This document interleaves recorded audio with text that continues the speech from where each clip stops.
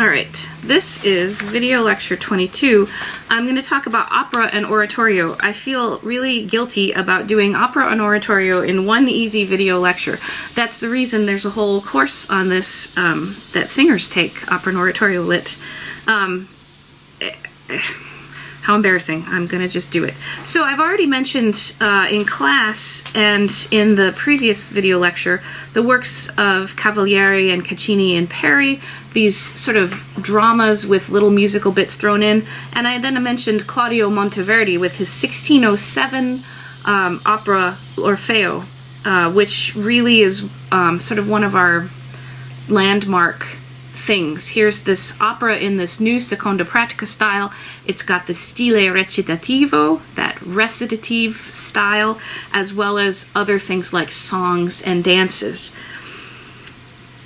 And I said at one point, you may have heard me say it, this is the tip of the opera iceberg. There is a strong dominance of Italian style from Caccini and Peri and Monteverdi, lasting all the way through the Baroque period in the development of opera. Are the Germans and French making operas? Yes. Are other people? I guess so. But this is where we start to see the bias of history, is we start following these threads specifically, France, Germany, Italy, and that's going to dominate Western art music history for the next 200 or 300 years. It's very hard to shake that sort of blinder view of history. The dominance of the Italian style, for example, is shown all the way into the operas written in Venice and Naples. The Naples style, by the way, is the Neapolitan style of composition. Just same word as the Neapolitan sixth chord. Not exact, they don't really, they're just from Naples. Great. One of the things about Venice and Naples that helps actually the development of opera is there's a lot of urban poverty. Yeah, actually, there's a thread here. Urban poverty equals orphanages, because you've got all these kids wandering the streets with no parents. They've been chucked out, or they don't have parents. They're street children. So what do? You throw them all collect them, and put them all in orphanages. Once they're in orphanages, the view is, let's see how these kids can be useful. Let's put them to work. Some of them perhaps could apprentice to chimney sweeps, for example. You need starved, skinny boys to climb up chimneys, narrow spaces to clean them out. Young boys, this is when boys also eventually will start to apprentice to organ builders, because you need skinny, thin boys that can climb up to the heights of the organ chamber and tune pipes and things like that. Girls, what can you do? Well, you can wash clothes. But you know what they all can do? We can train them to be musicians. And so orphanages become called conservatories because they are conserving or saving these kids. And that's where we get our modern conservatory of music.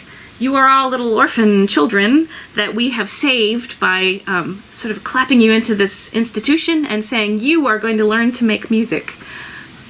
It feels just like that, doesn't it? It's like a supply house of musical talent. Vivaldi famously is the music teacher at a famous girls' orphanage. And so one of the reasons why he wrote so many concerti and works for instruments is that he had he had all these students, and they had to keep playing concerts. They had to keep, why not? So there's a sort of flourishing of instrumental music and opera from Venice and Naples. Eventually, the style of opera in Italy settles down to what will be called the opera seria. It sounds like serious opera. What does the opera seria have in it? How would you know one if you bumped into it? Well, the high voices, the soprano, the tenor, and especially the castrato, that is a male whose voice, who's been castrated, sings high. You just laughed. Okay, fine. Yes. But those. So we have these sort of what we would think now as female range arias roles that were actually male roles. High voices are the heroes. Low voices are the peasants or the villains. The plots of opera seria are based on mythology. Recitative is used to show action of the plot. Look, your wife just got bit by a snake, or, oh no, do you see the guards are coming, or, look, a storm approaches on the horizon. It tells you what's happening right now. Arias are used, they're the songs, they are actual musical melodies, musical rhythms. The emotion gets to be in charge, doctrine of affections. And operas should have some element of spectacle. Like, wow, we're looking at the ancient Greek world, or we're looking at the underworld. We're looking at things that aren't just ordinary everyday. We don't want to see an opera about us. We want to see an opera that perhaps harks back to Greek mythology and gives us a sense of the nobility of the gods and the winning of heroes, that the heroes win and things like that.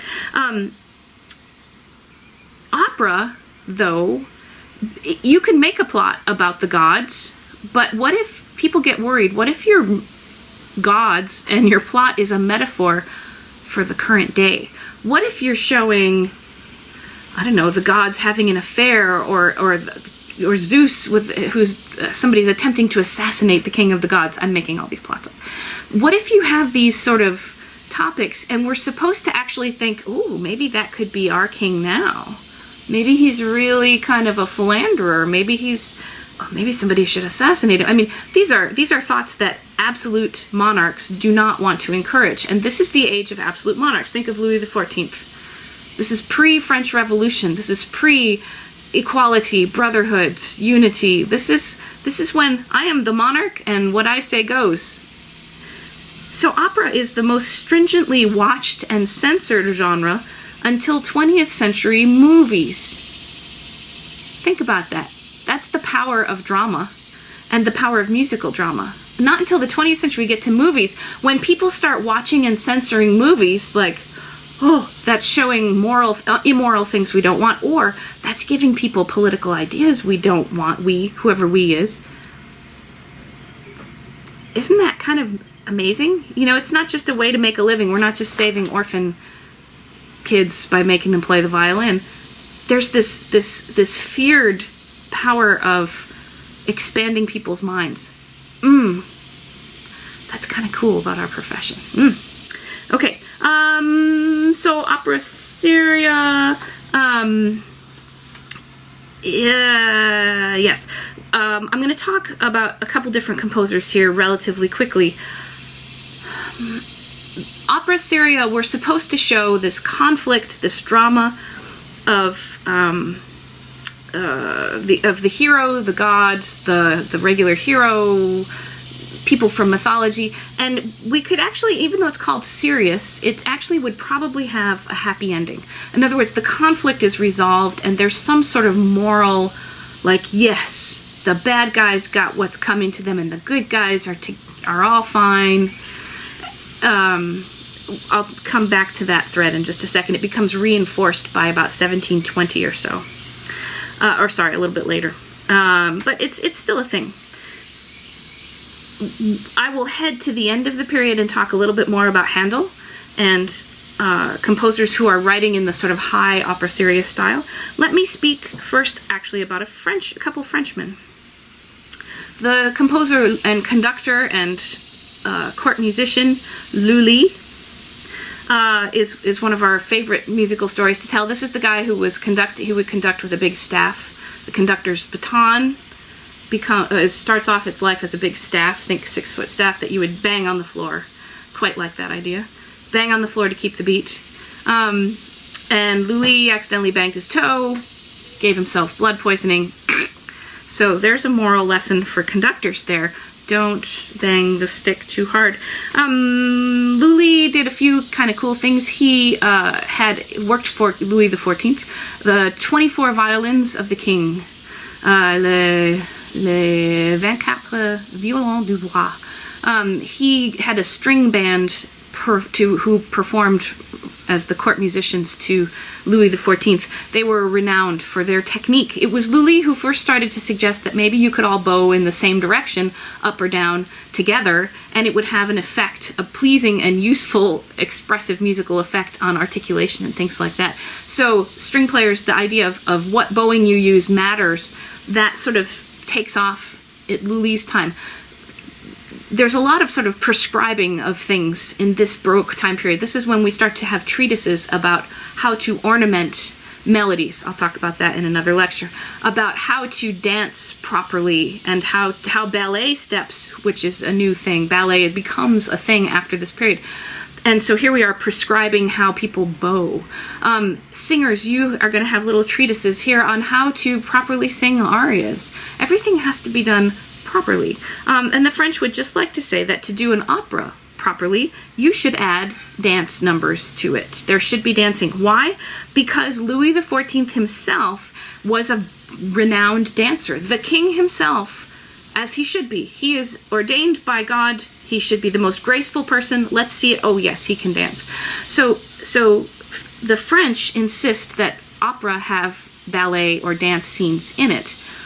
In fact, the king actually would dance occasionally in some of them. Imagine that being a bit scary. Here's the absolute monarch. Suddenly, he's going to dance in the middle of your opera. Whew, that'd be scary. That, by the way, the French will keep ballet in opera all the way through the end of the 19th century, all the way through the Romantic period. The French go to the opera and they expect to see just as much dancing as they expect to hear singing. The Italians, not so much. They say, we don't need that dancing stuff. Who cares? Another French composer of this time period, I'm talking about opera and music theory, is the French composer Rameau. You have an excerpt, I think, in your listening, I'm pretty sure that's how this is going to work out, from his 1733 opera, Hippolyte et Arachi. It is a tragédie lyrique. Instead of calling it an opera seria, he doesn't want to use the Italian word, he calls it a tragédie lyrique. A couple things. First of all, he sort of uses an adaptation of recitative style. He says, let's take that dry, secco recitativo, where it's just the singer and a punctuating voice, and he said, let's let the instruments play along. We call that recitativo obbligato, accompanied recitative, or recitative with stuff obliged to come along with it. It gives the recitative a little more warmth. Maybe it's not so dry. It's not just sort of droning on speech-like things. It's got a little more musical texture. We're letting the music back in, and we're letting the music push back a little bit at the dominance of the words. Rameau had a theory. And there's a reason. He was a theorist, a music theorist. The Roman numerals you do now are Rameau's fault. Thank you, Monsieur Rameau. He said, every chord but the tonic chord, when you're writing music, every chord should carry a dissonance, except the tonic chord. Think about the 5 chord, the dominant chord. How could it carry a dissonance? You could put a 7th in it. 5-7 goes to 1. The 7th is technically dissonant, yeah? Or you could have a suspension in the middle of the 5 chord. How would you put a dissonance in any other chord? Well, put 7ths on all of them. Instant dissonance. Or have passing tones, neighbor tones. Add lots of non-harmonic tones. There should be the push of dissonance, which pushes you onward to resolve to consonance. That old Renaissance idea, he says, it's even more important now that we're thinking about chords. Every chord should have a dissonant moment, pushing it onward to finally resolve at 1. You're going to listen, I think, to Act 4 of Hippolyte, scenes 1 and maybe scene 4. I'll confirm that for you in the syllabus. And your goal is to listen again to the dominance of melody plus bass line, and to get a sense of how does this work when we're speaking French, and compare it to the example of Handel. We're going to listen to a little Italian opera seria. And so you want to just get a sense of how those things feel. But what we have as style characteristics is we have this increased presence of dissonant pitches on chords that are not tonic. We have the dominance of melody and active figured bass line. So we have that seconda pratica. And I think we're going to hear I'll double check it, so this doesn't have to be a style characteristic right now. But as a characteristic, we have this recitativo obbligato. I'll just mention that in 1722, Rameau wrote a traité de harmonie, a treatise of harmony, in which he talks about the words tonic, dominant, subdominant, supertonic. He names all the triads and thus gives us the system of Roman numerals. He's talking about vertical chords stacked up, not about horizontal counterpoint, which was the essence of prima pratica, 16th century counterpoint. Now he's talking about chord motions, the roots of the chords pushing us on. More or less he's talking about that. Those of you who go on to graduate school and study it in more detail, you'll say, that's not quite right, but it's right for now. So Rameau is the reason you have to go to theory class, or you had to. This refinement and these tweaks of the original sort of Italian Monteverdi style develop throughout the Baroque period. Throughout the 1700s, we see changes, 16 and 1700s, we see changes. The refining of the style continues to percolate. We end up meeting an Italian librettist, the guy who writes the plots, named Metastasio from 17, this is not his life dates, but between 1720 and 1771, he writes 60 opera libretti. That's a lot of opera plots. Everybody is using Metastasio's plots. They don't just use his plots, they use other people's librettis as well. But he is the one that really, because of he's writing here's what happens, here are the words, here's the action, this is what this opera's about, he really sort of codifies or sets the tone, the style for opera seria in the second half of the Baroque period. He likes to call them the drama per musica, the drama through music. And he emphasizes the idea that recitative equals action. That's where the plot moves along. The arias are meant to be the thoughts, the emotions of one character, sort of shut off from everybody else on the stage. Nobody else is hearing that character sing. Remember the problem of characters on stage? Do they hear the music? Metastasio says, not if it's an aria, only if it's like a song or a dance. Let's all sing together. He says the aria is like a character turning aside and saying, oh, I'm so sad, my wife died of snakebite. Or, I'm so happy, my hero, Mark Antony, is sailing back to Egypt, and stuff. So, it's kind of a timeout from sort of freeze frame. All the characters freeze, and this character over here is doing their thing. Metastasio really sort of insists that the operas end with a happy moral ending. And he reinforces the typecasting, the idea that the castrato, the high male voice, is the hero. The soprano will be a coloratura. That is, the soprano has to be facile, has to have enough vocal training to do incredibly, really instrumental things in a high range, elaborate, ornamented vocal writing. I had to mention this one, mentioning the Sherbet aria.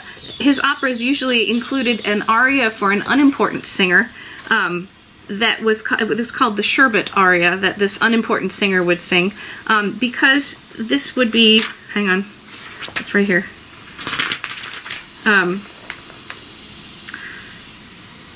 Oh dear, it's in the wrong page. The Sherbet aria would be where they would come in and sell refreshments.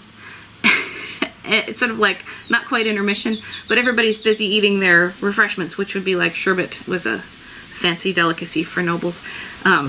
Ice cream being hard to make in those days. And so this poor singer has to sing their aria, which nobody's listening to, amid the clinking of spoons and people talking and things like that. So if you were an unimportant singer, maybe you'd be assigned the Sherbet aria. I thought that was really funny. Metastasio, as a librettist, was also totally okay with telling a composer what the music should do. Hey, I'm writing this libretto. When you said it, like he says this to the composer Haas, for example, you're gonna make it sound this way. It needs to be this affect. It needs to have this rhythm. He was kind of a bossy librettist, but oh well. So my last example here, maybe, is George Friedrich Handel, his opera Giulio Cesare. It's 1-87 in your anthology. And the aria you're going to listen to is Empio d'Iro. It's really, as Taruskin says, it's a concerto for voice and orchestra. It's like the voice is an equal to the stringed instruments. It's not unable to sing. You don't say, oh, sing fewer notes. Instead, the voice sings as busy and jagged and really instrumentally apart as the strings accompanying the singer. And by the way, there's no underlining of the vocal line.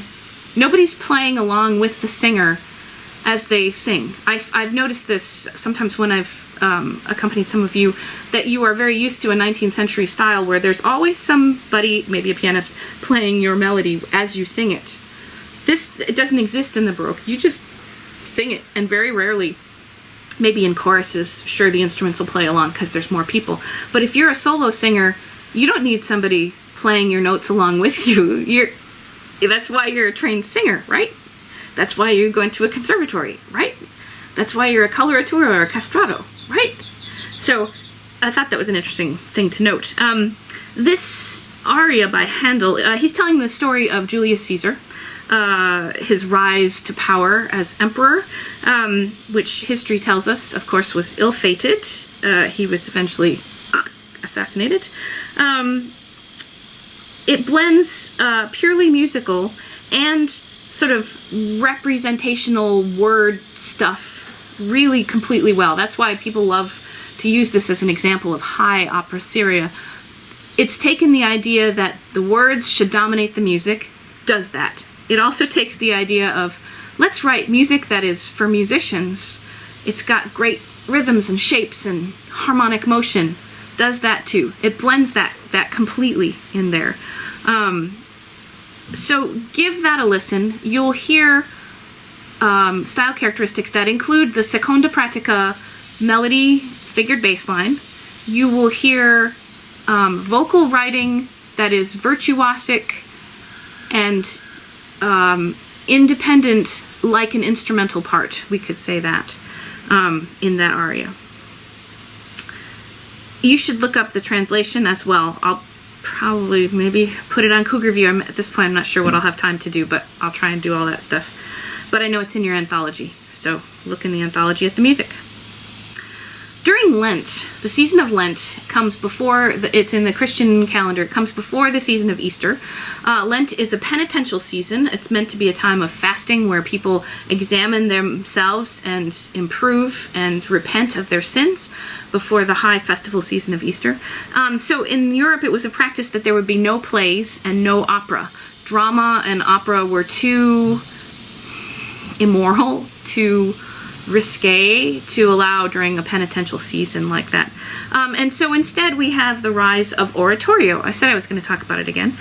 Oratorio is unstaged, essentially opera that is not staged. It tended to be about religious subjects, maybe not 100%, but most of the time you could say oratorio is about a sacred subject appropriate for a penitential church season. Bach wrote the Christmas oratorio, Corelli wrote oratorios, Handel wrote oratorios, Telemann, I think, wrote a couple. Bach also writes passions, which are unstaged works for solo singers and chorus based on the Gospels, whereas oratorios tended to be Old Testament. Bach's passions were all based on the New Testament, the accounts of the life of Jesus, the St. John Passion, the St. Matthew Passion, for example. Focusing especially on crucifixion and resurrection. That's appropriate for a season of Lent heading up to Easter, which talks about that exact thing. Oratorios, we say, yay, Handel. Good for you. That's our favorite. I already talked a little bit in the previous video about it. I'm going to talk just a hair more because it's so great. Handel's oratorios rely way more on choral writing, on choruses, and that's one of the reasons they are in common repertory. We would think of them as anthems, An anthem is a sacred work written for choir as opposed to a solo song, like an old motet. And this is would have been used in the Anglican Church of the time. Would be used commonly in worship. Let's have the choir sing a special. I think that's still a term in use. So, for example, Messiah is full of things that look like other genres. It opens with a symphonia, an French overture. The orchestra gets its own little thing to play. Then there are choruses sprinkled through almost right away. Actually, in fact, I think, "For unto us a child is born" is the first chorus. It's full of arias and recitatives, but the bits really that most of us can't wait to get to, I think, are the choruses. "For unto us" is a chorus. Look at how instrumental such a line is. "For unto us a child is born."